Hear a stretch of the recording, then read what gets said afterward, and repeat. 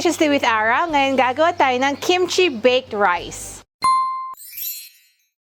Lately, I've seen a lot of the trending posts about the sushi baked rice, and I said, why not give it a twist using our kimchi as our main ingredients, because everybody loves kimchi. So I'm doing this as a sort of like a touch of my Korean traditional menu, which is the kimchi albap rice. So we're gonna make it into a kimchi baked rice.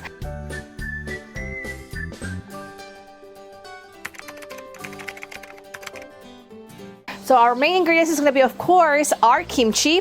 And as I've always said, when we use the kimchi for something in cooking or when we have to fry it, the fermented, the better. So the sour, it gets a lot better. So you have here fermented kimchi.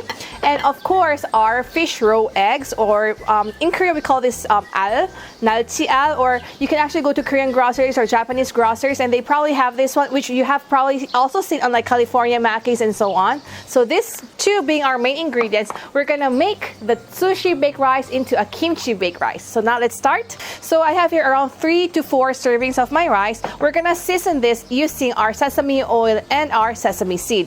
Actually, as you have noticed in the sushi baked rice, but they put the vinegar rice. However, because we have our kimchi, which has a perfect blend of the sourness and also the saltiness, now on my rice, I'm gonna make it plain with my sesame oil and sesame seeds. I'm gonna put around 3 tablespoons of sesame oil. So 1 tablespoon cut a serving of rice. And we're gonna add 1/2 tablespoon of my salt, just to season the rice with a little bit of flavor.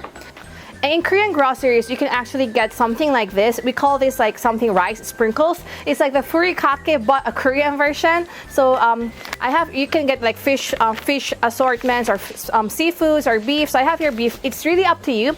But if you don't have an access to this, it's totally okay not to include as well. So isang pack ng Korean beef sprinkles. As you can see, mukha talaga siyang furikake, right? And then, mag-add lang tayo ng konti pang sesame seed just for a little bit of a bite on my rice. So I'm gonna add 1 tablespoon of my sesame seeds and then haluin lang natin siya.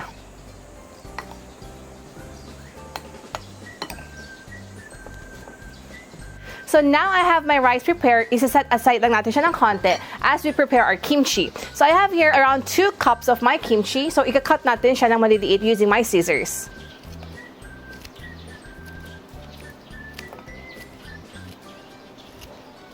So now I've cut up my kimchi into 2 cups or 500 grams. Lutuin natin siya just to give it a little bit of a stir fry. So I've added my kimchi on my pan. Mag-add tayo ng konting sugar, around 1 tablespoon. And para lalo madali siya maluto, and I don't want to use a lot of oil, I'm just gonna give around 3 tablespoons of my water. Actually 4 tablespoons, 2 tablespoons each, para lang magluto siya ng mabilis.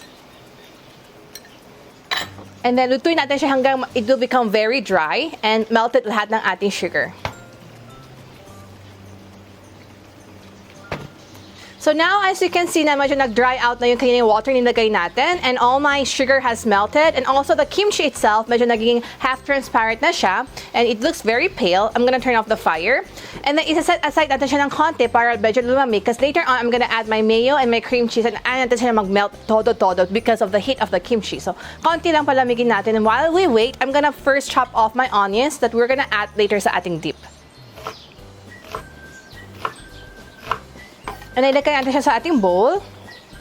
And also here, my fish roe, dahil if you buy from the Korean groceries, meron siyang medyo konting malansang smell and the taste. So I'm gonna rinse this. Pero I'm not just gonna use a regular water. Gagamit tayo ng soju or Korean cooking wine or whatever wine that you have. So I'm just gonna get a bowl. And punan natin siya ng konting water. Fresh water, siguro mga 1/2 cup. And then mag-a-add tayo ng soju, siguro 2 tablespoon para lang matanggal yung malansang smell. And then haluin natin siya ng haluin. And then kuha tayo ng strainer. And then we're gonna strain it. And here on my chopped onions, I'm gonna now add in my cooked kimchi.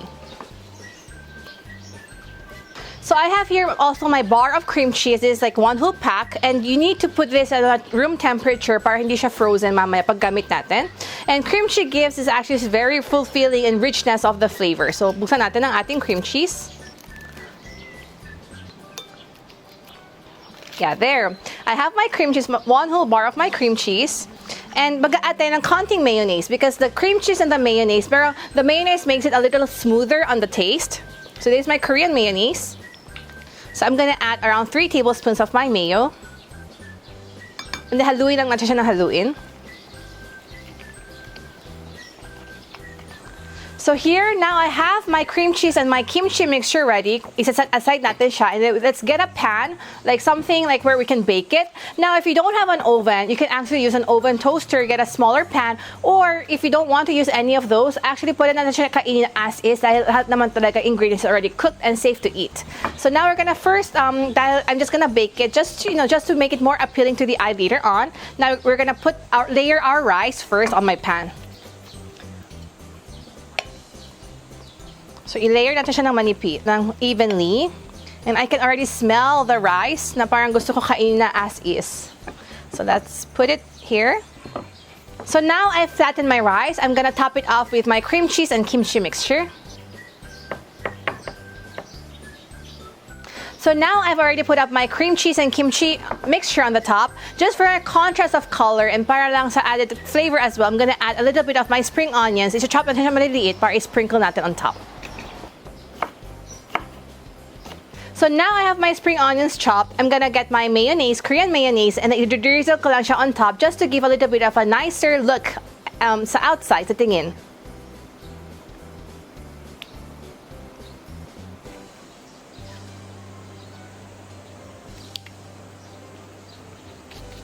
And now on top of this, I'm gonna add now my fish roe eggs. Yung kanina na-rinse natin siya. In Korea, actually, we really have this kind of a fried rice, like sort of like a tteokbap, wherein we just add kimchi and this one and like some sauce. And so this is sort of like an upgraded version, or could I say sort of like a fusion version of it. So ilagay lang natin siya siguro around 3 tablespoons on top of it evenly.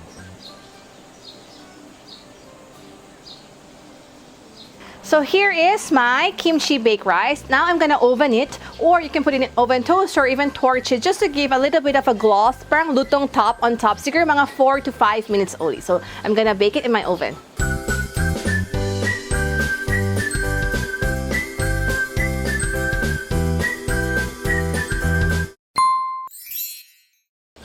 So here's my kimchi baked rice, a little fun twist to the Korean dish that we can actually have at home to enjoy with our family and friends. I hope you enjoy my recipe. See you again next time. Bye!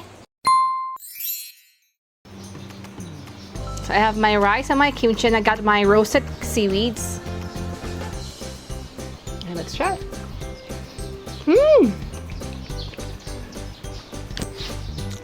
Very fun twist to the flavors. We have the kimchi, the spicy, the very creamy cream cheese, and also the mayo makes it very smooth, not so spicy actually. And the rice, the seasoned rice, I think this is a very good twist. And also you can feel the texture of the fish roe egg. It pops in your mouth. Very fun, very fun. One more.